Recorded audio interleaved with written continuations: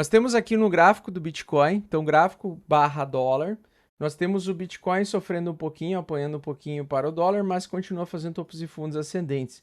Então, tecnicamente falando, ele continua em tendência de alta, né? Fazendo topos e fundos ascendentes, enquanto ele respeitar o suporte anterior e conseguir se sustentar e voltar a romper para cima, ele vai fazer alta infinita.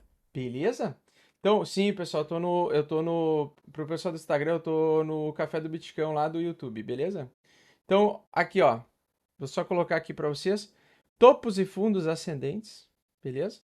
Topos e fundos ascendentes, deixa eu só ajeitar aqui para o pessoal do Instagram conseguir enxergar agora. Então, topos e fundos ascendentes, nós temos aí Bitcoin originalmente mantendo e sustentando tendência de alta no gráfico diário, o que estabelece que ainda tenderia a continuar subindo, tende a continuar subindo enquanto ele preservar o fundo anterior. Onde é que está o fundo anterior? 21 mil aqui e 200 dólares. Eu diria que 20 mil e 800 dólares seria o suporte principal, tá? Então, se ele perder a média 8 semanal, se ele perder os 21.200 ou 20.800 dólares por unidade, ele teria uma condição de voltar a retomar baixa no gráfico diário.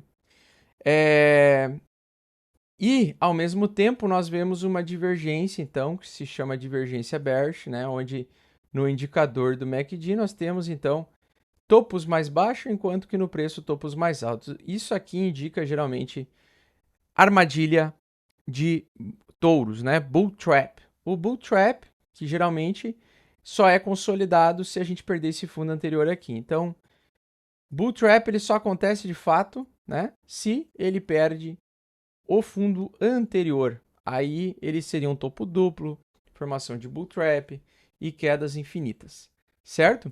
Por enquanto, média de 8 fazendo topos e fundos ascendentes também, média de 8 apontada para cima.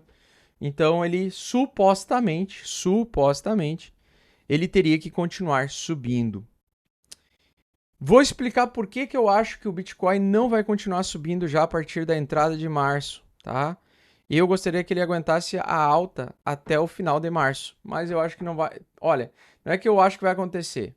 Eu preciso enxergar semana que vem para ver se ele realmente não vai conseguir fazer mais um pivôzinho de alta, entregar um pouquinho mais de alta tímida aqui até os 26 mil. Eu acredito que a coisa está azedando, pessoal. A coisa está azedando porque de final de setembro ou início de outubro até março se passaram 6 meses.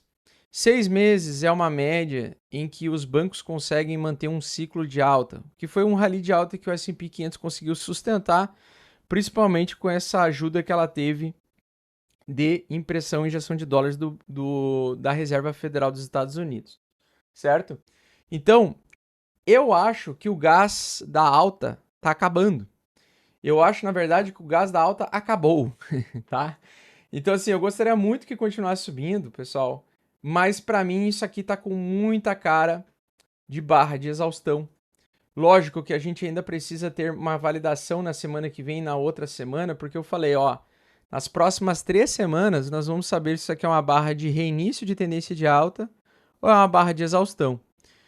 Essa barra aqui seria uma barra de continuidade, que seria uma barra doji, que geralmente aparece depois de uma grande semana de movimentação. Então, geralmente vem uma semana muito forte, a próxima semana seguinte à semana forte vem uma semana indefinida, né? Doji. Então, a semana provavelmente ela vai fechar indefinida, ela vai fechar sem grandes movimentações, mas a partir de segunda-feira a gente vai ver como vai ser a abertura da próxima barra. Vamos ver se ele realmente consegue dar uma engolfada de alta. Se ele fizer engolfo de alta, fica bem legal para ficar comprado até o final do mês. Mas caso ele faça a rejeição da barra semanal, essa barra que ao invés de ser uma barra de retomada de alta, ela vai acabar se tornando uma barra de exaustão de alta e vai acabar consolidando um bull trap. O meu grande problema que eu vejo fora a questão da inflação estar um pouco descompensada ainda, eu ainda acredito que o mercado ainda nos deve, né, uma fase de depressão. que é a fase onde muitas pessoas que já estão empolgadas, acreditando em alta infinita, elas vão perder o capital delas justamente para o mercado chamado mercado Smart Money, que é o mercado principalmente desses investidores que detêm mais capital. Então nós temos o seguinte, topos e fundos ascendentes, no semanal segue tendência de alta também, no diário segue tendência de alta. O padrão gráfico é de alta. O contexto, contração econômica, o contexto do mercado ainda é bear market, tá? Então ainda é bear market, ainda é arriscado, ainda é perigoso, ainda é cara de que vai ter mais quedas pela frente. Posso estar 100% enganado em relação a isso, mas na minha opinião, na minha tese, naquilo que eu venho construindo, sintetizando todas essas informações que eu estou enxergando, eu acredito muito que essa barra semanal da semana passada, ela foi uma barra de exaustão e se ela for confirmada a semana que vem com uma queda e a outra semana também com queda, aí sim ela confirma a barra de exaustão. Então, na minha opinião, ela é uma barra de exaustão que precisa de confirmações, mas eu não sei se ela vai passar realmente dessa super resistência aqui dos 25 mil. Se ela passar dos 25 mil, ela vai parar lá nos 28 a 30 mil dólares, né? Então, eu achei que ela perdeu muita força muito rápido. Eu queria que ela tivesse ido um pouco mais... Eu acreditei que a tendência de alta do Bitcoin ia ser um pouco mais forte, tá? E o detalhe muito importante, né? Por que eu acredito em continuação de baixa? Justamente por conta do MACD, por conta da inflação. Então, novas políticas de apertamento quantitativo provavelmente vão ocorrer. E mesmo que a média de 8 esteja apontando para cima, né? Eu tenho que lembrar que esse apontamento, né, essa média de 8 apontando para cima, tem um indicador chamado MACD que está abaixo do nível da água. Então, quando nós temos tendências de baixa, as duas linhas medianas do MACD, eles tendem a sofrer resistência durante essa transição. Conforme expliquei, né, eu não sei se o preço ainda vai subir até os 28 mil ou não. Não sei se ele vai buscar realmente o suporte majoritário aqui de cima, ou se ele já vai fraquejar agora. Impossível saber, prever isso e enxergar isso. Mas a minha aposta é que, independente se ele vai para os 28 mil ou se vai parar nos 25 mil e voltar a cair, a grande questão é que eu tenho quase, assim, para não dizer que eu tenho muita fé de que o mercado ainda vai cair para os 12 mil dólares no caso do Bitcoin e no caso do Ethereum, 800 dólares, reteste dos 800 dólares.